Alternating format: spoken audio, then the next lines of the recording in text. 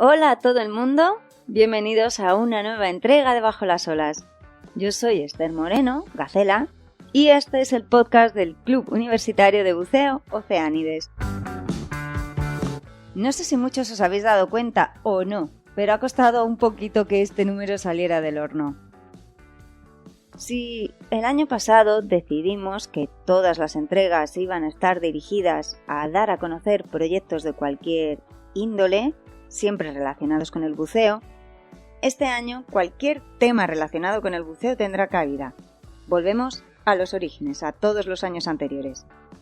Da igual si eres un instructor o un open water, si haces 100 inmersiones al año o si llevas sin bucear desde ni se sabe.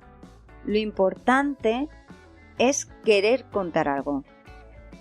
Y este año no ha podido empezar de mejor manera porque ya la verdad es que ni recuerdo cuándo fue el día, tendría que mirar el WhatsApp, que recibí aquel mensaje que decía: escuché el otro día el último podcast, le he dado un par de vueltas y creo que tendría una idea para hablar de una cosilla, si en algún momento hay hueco.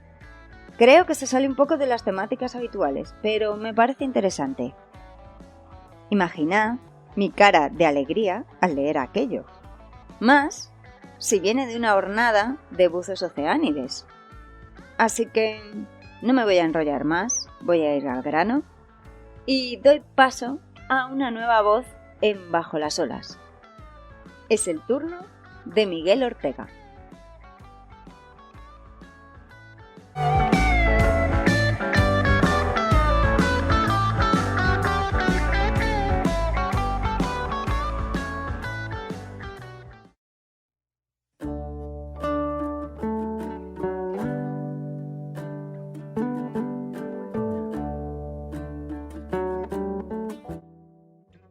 El ser humano es un animal de costumbres, en particular, de costumbres terrestres. Sin embargo, el buceador tiene por hábito aventurarse en un entorno hostil como son las profundidades del mar.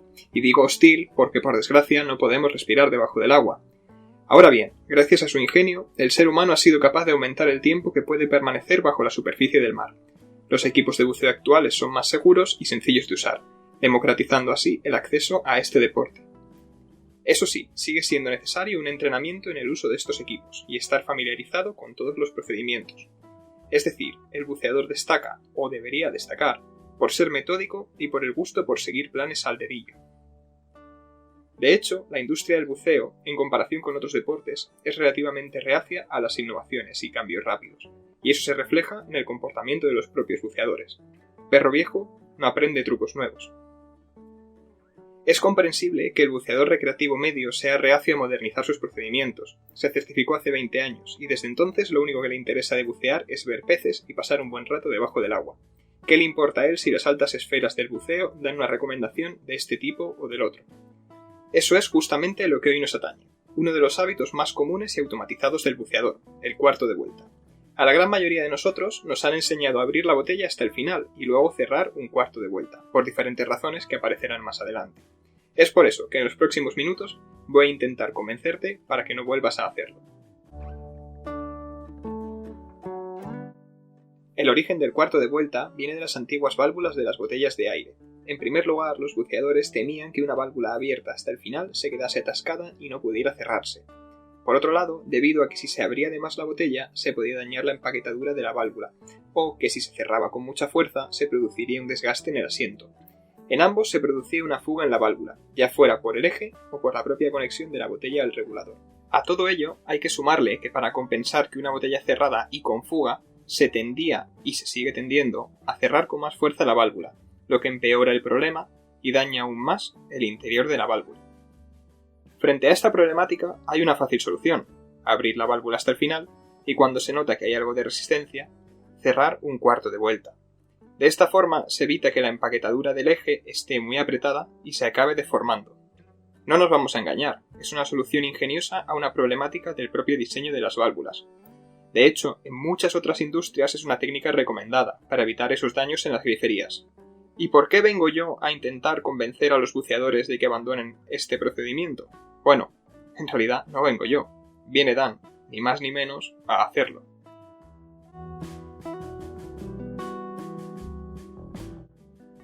Como buen organismo dedicado a la seguridad en el buceo, la Divers Alert Network, o DAN para los amigos, emite boletines con recomendaciones para la comunidad subacuática.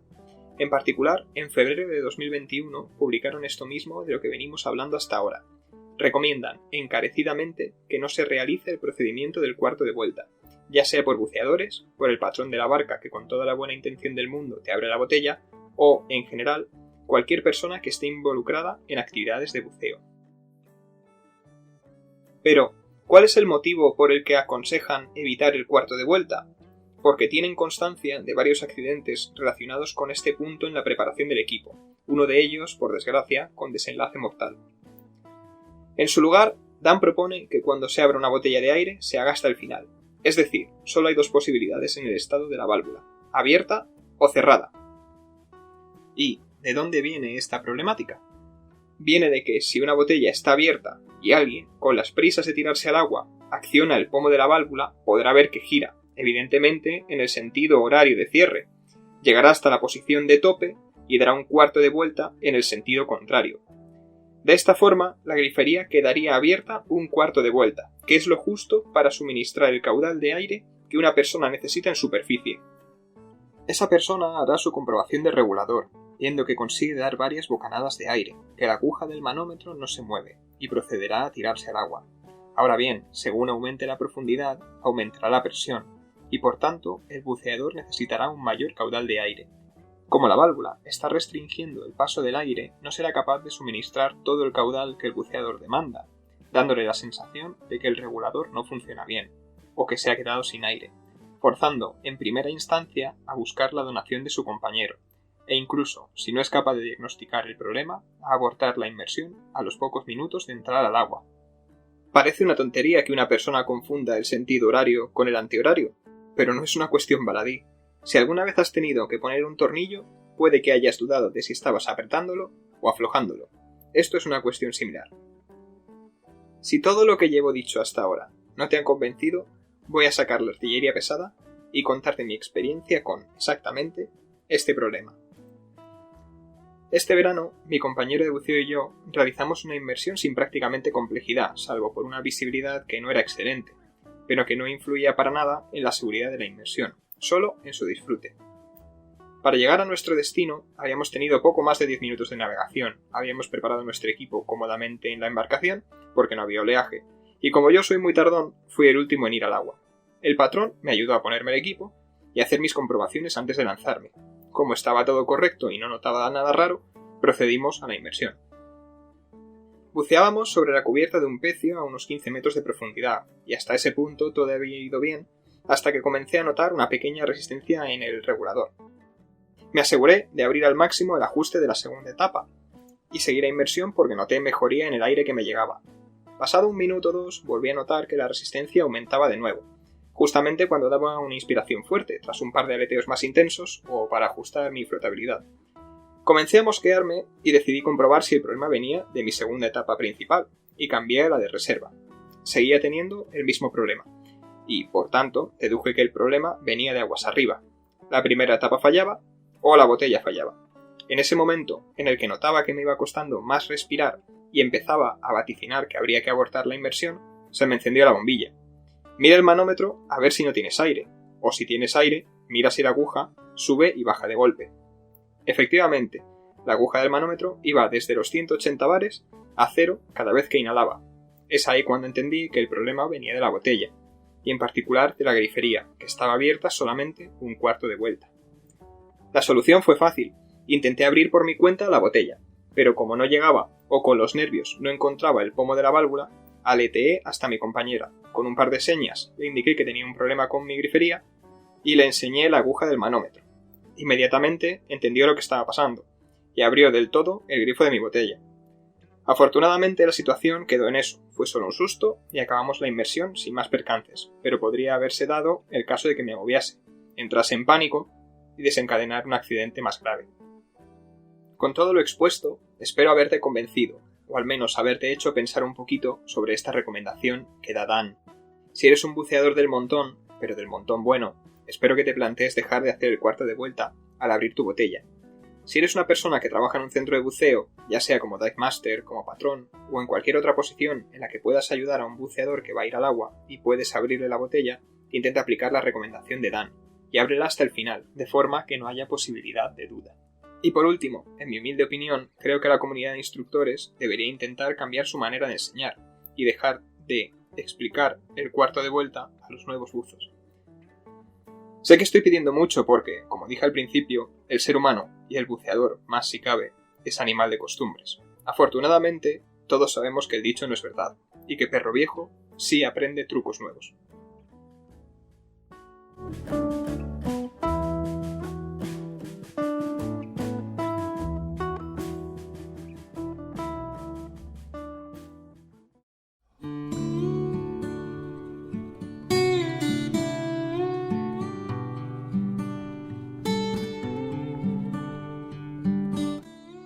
No me quiero enrollar mucho en este intermedio, pero sí que quiero hacer un hincapié en lo maravilloso que es ver cómo evolucionamos todos. Y no lo digo solo por Miguel y todo lo que nos ha contado.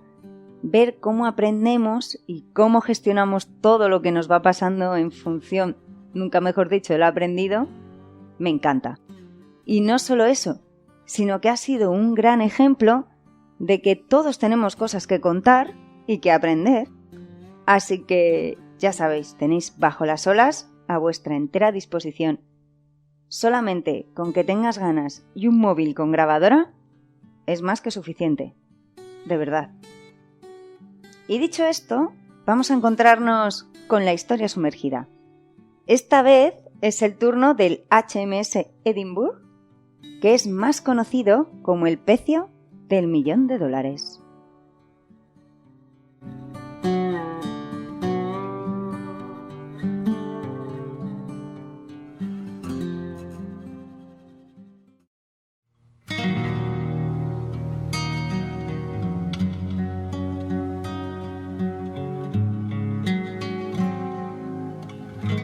Por unas cosas o por otras, un pecio siempre llama la atención, más si en el momento de su hundimiento va cargado con 4.570 kilos de oro en forma de magníficos lingotes.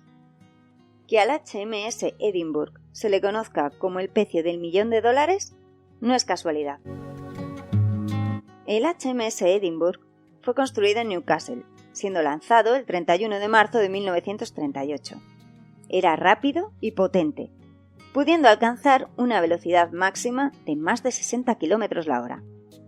Tenía 187 metros de largo, 19 metros de manga, y estaba equipado con importantes sistemas de control de fuego, junto con una impresionante matriz de radar.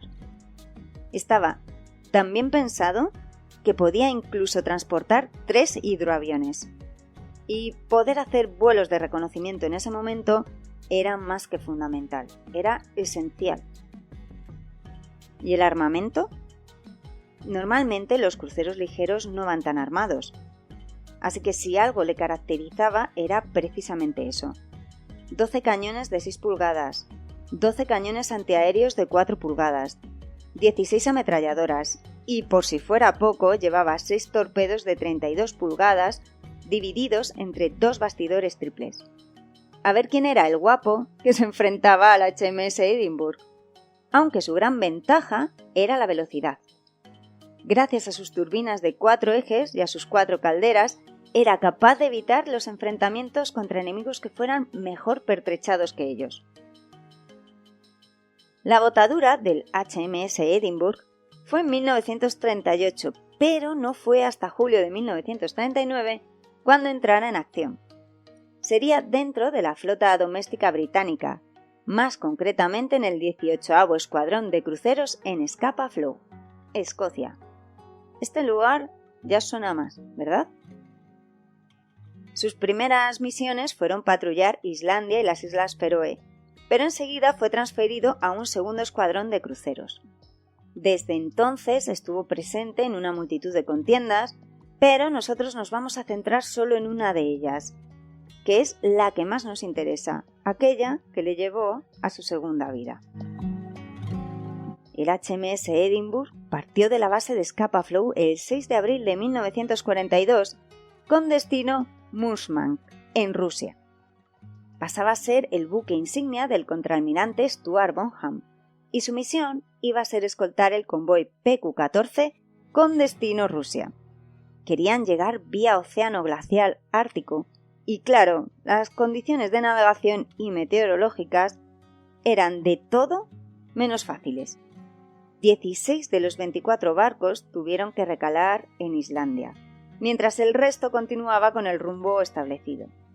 La misión se completó y tocaba volver a la base. Debían regresar a Scapa Flow. El 29 de abril comenzó la vuelta, y todo iba bien hasta que el submarino alemán U-456 les avistó. Lanzó un torpedo que impactó en el costado de estribor. Todo el mundo reaccionó como se esperaba, impidiendo el hundimiento, gracias a que cerraron a tiempo los mamparos herméticos. El problema es que la cosa no quedó ahí. El submarino lanzó un segundo torpedo y adiós al mecanismo de dirección. La popa quedó destrozada, pero sorprendentemente quedó a flote. Les habían enseñado a no rendirse y eso es lo que hicieron. Trataron de remolcarlo de vuelta a Rusia, de donde habían partido el día anterior. Una tarea de lo más angustiosa, pues fueron perseguidos por torpederos alemanes constantemente. El 2 de mayo, frente a Bear Island, en Noruega, aparecieron a la vista 3 destructores alemanes que le asestaron el golpe final. El HMS Edinburgh soltó el remolque e hizo frente como pudo, sabiendo que pronto se encontraría con su destino, el fondo marino. No les fue nada fácil a los alemanes. Un torpedo, 20 disparos de más de 4 pulgadas y seguía a flote. Era un barco duro de roer. Solo les quedaba un torpedo para poder hundirlo, y como si de una película se tratara, con ese lo lograron, tocado y hundido. La verdad es que este pecio queda fuera de los márgenes de buceo, ya que se encuentra a 250 metros de profundidad, en unas aguas que no son precisamente calmas y están a una media de 4 grados de temperatura.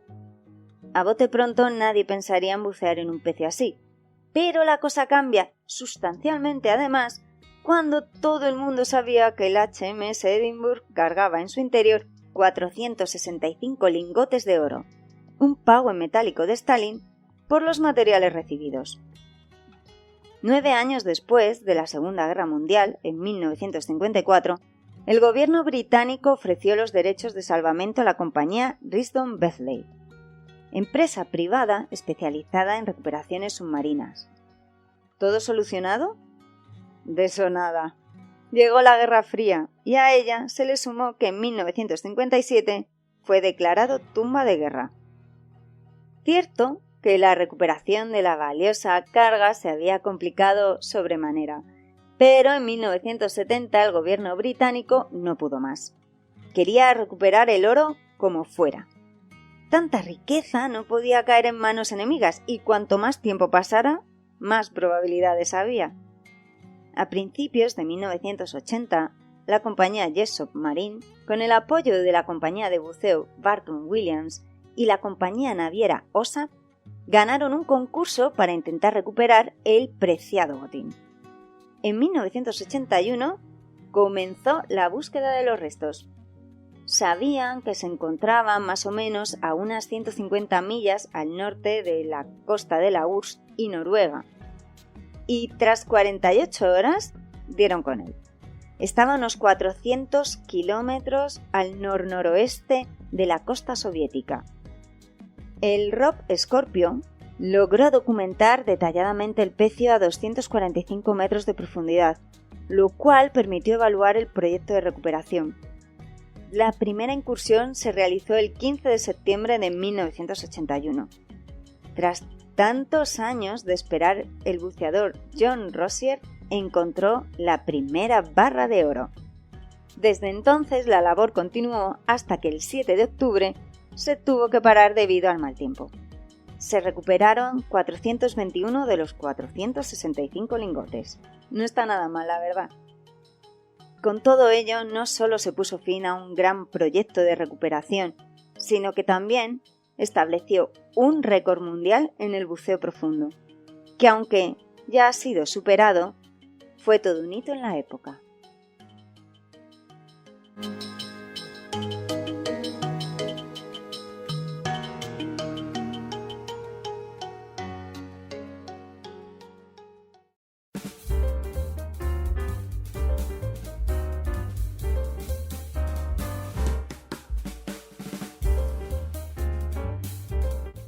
Puede que con el COVID parezca que los oceánides hemos perdido un poquito de energía, pero eso nunca.